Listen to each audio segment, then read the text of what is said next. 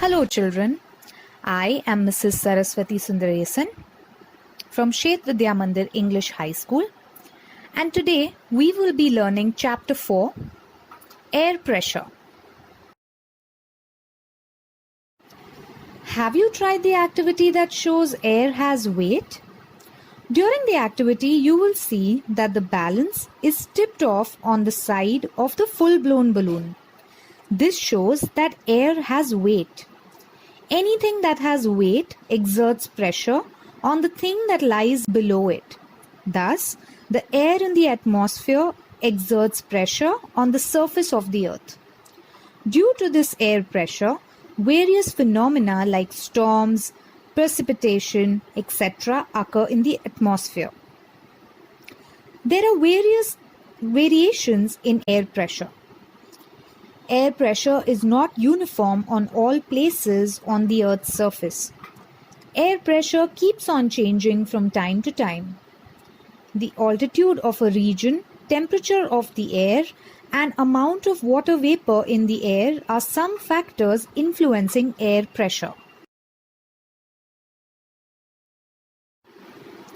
Let's try an activity.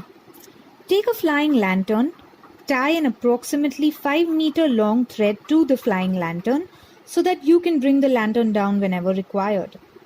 After carefully reading the instructions given on the package of the lantern, open it and light the candle placed in it. Observe what happens. After some time, bring the lantern down with the help of a thread and put off the candle.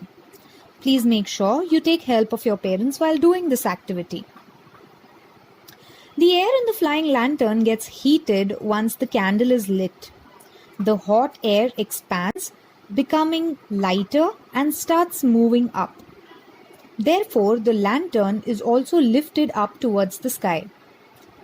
Temperature and air pressure are closely related. Whenever the temperature is high, the air pressure is low. As the temperature rises, the air gets heated, expands, and becomes lighter. This lighter air in the vicinity of the Earth's surface starts moving up towards the sky. As a result, the air pressure in such areas decreases. Temperature zones and pressure belts are interrelated to each other, but the latitudinal extent of the temperature zones is much larger while pressure belts are narrower. See figure 4.2a and 4.2b. For example, the temperate zone extends from 23 degrees 30 seconds to 66 degrees 30 seconds. Compared to this, the air pressure belt has limited extent. It is generally up to 10 degrees parallel. The uneven distribution of temperature influences the distribution of air pressure too. This leads to the formation of low and high pressure belts horizontally between the equator and the poles.